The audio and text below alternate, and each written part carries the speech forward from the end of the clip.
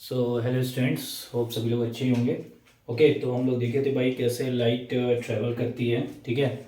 और लाइट का कैसा नेचर है, ड्यूअल नेचर है, ठीक है। लाइट कभी कभी पार्टिकल की तरह बिहेव करती है और कभी कभी जो है आपका वेव की तरह। तो हमारी जो क्लास 10th के सिलेबस में है बेसिकली ये न्यूटोनियन फिजिक्स ही है।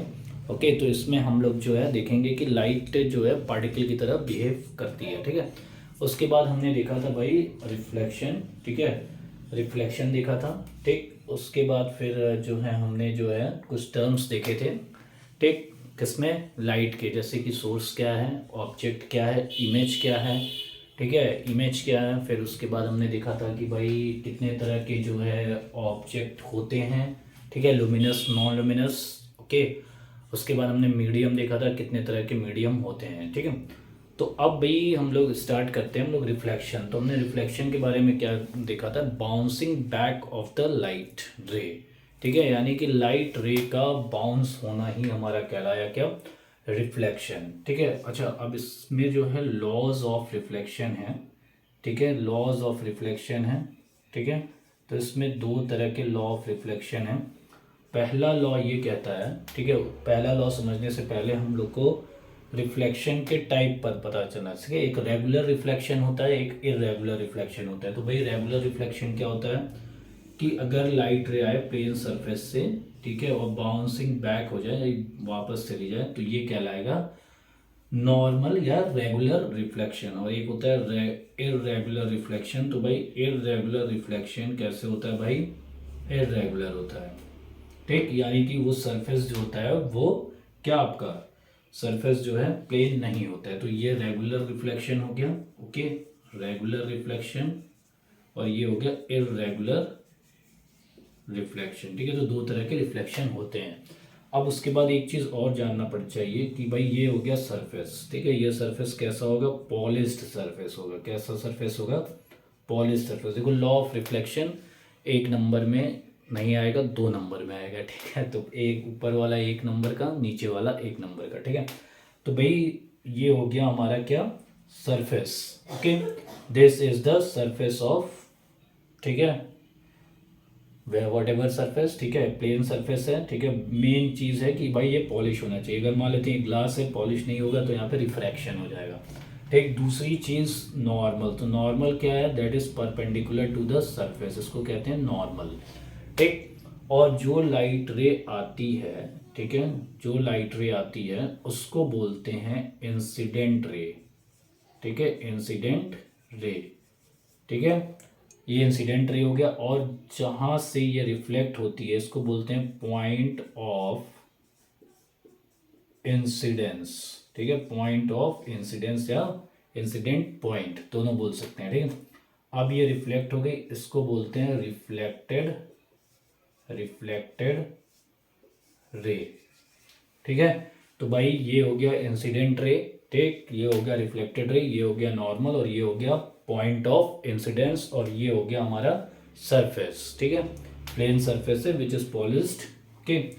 अब बात आती है एंगल। तो भाई ये बहुत इंपॉर्टेंट है, ठीक है। जो इंसिडेंट रे और नॉर्मल के बीच में बनता है इसको बोलते हैं इंसिडेंट एंगल। यानी कि एंगल आई है आपका इंसिडेंट, इंसिडेंट एंगल, ठीक है। तो ये कहलाएगा इंसिडेंट एंगल या फिर एंगल ऑफ इंसिडेंस भी इसको बोला जाता है, क्लियर है।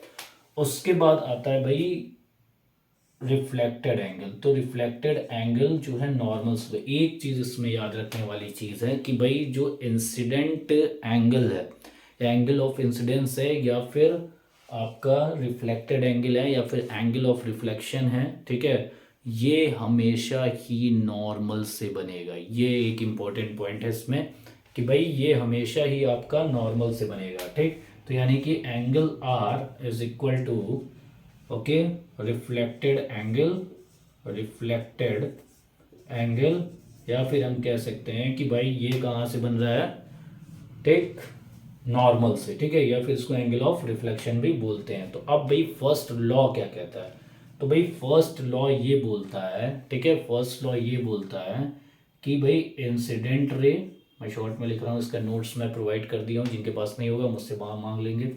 Incident ray normal okay, and reflected ray, okay, reflected ray all lies in same plane, ठीक है।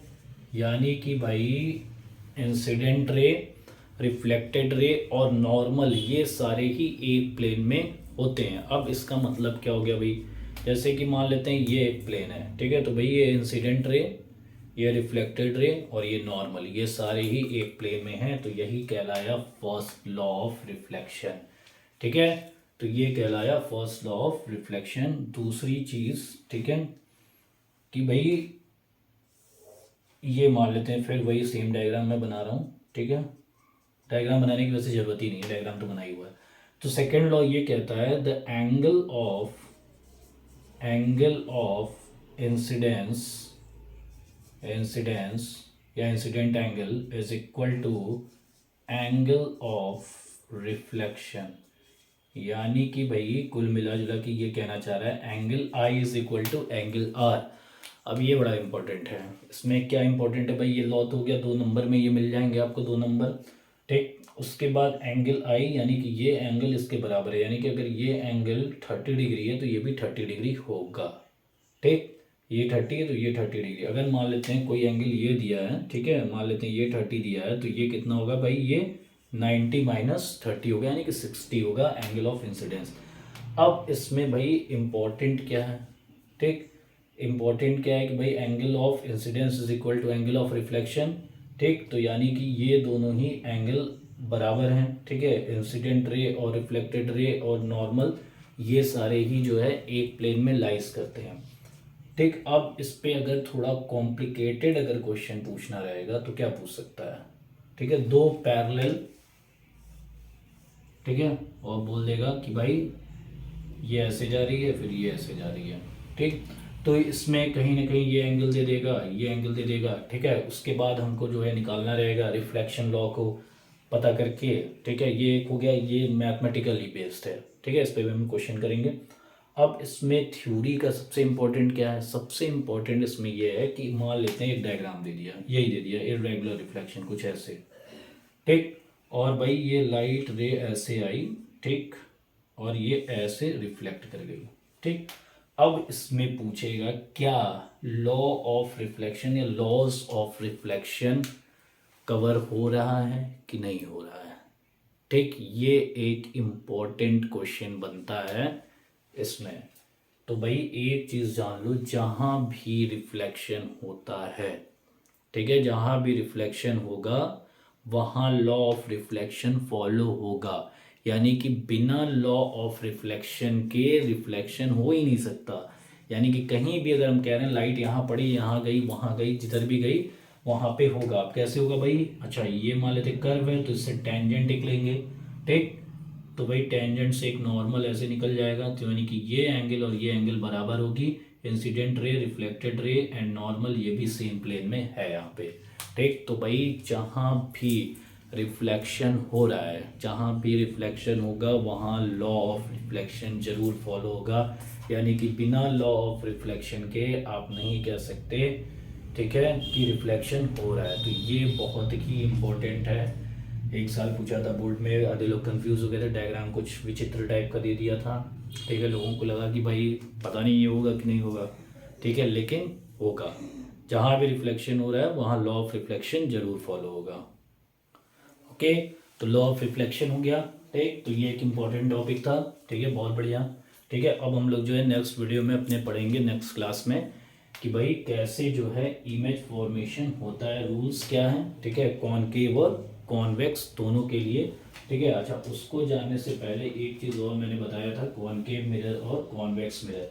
अच्छा कॉनकेव मिरर को एक चीज़ और बोला जाता है, ठीक है, कॉनकेव मिरर, ठीक है। कॉनकेव मिरर जैसे कि मान लेते हैं कॉनकेव मिरर जो है, ठीक है, कन्वर्ज करता है, ठीक है, पैरेलल लाइट्स को, तो इसको कन्वर्जिंग मिरर भी बोलते हैं, कन्वर्जिंग मिरर भी बोलते हैं। ये याद रखना, कभी कभी कॉनकेव डायरेक्ट ना लिख के, ठीक है, कन्वर्जिंग मिरर दे देता है, ठीक है। तो ये याद रखना। अच्छा पूछे क्यों भाई इसका नाम कन्वर्जिंग मिरर है, मिरर है? तो भाई एक सीधा का जवाब है, क्योंकि ये पैरेलल लाइट बीम को कन्वर्ज करता है, that's why it is called converging mirror.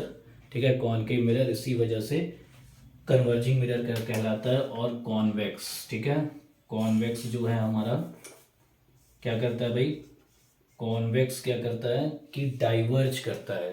ठीक, आपके जो पैरेलल बीम लाइट आ रहे हैं, ठीक है, उसको डाइवर्ज करता है। ठीक है, इस वजह से ये कहलाता है क्या, कॉन्वेक्स मिरर, डाइवर्जिंग मिरर।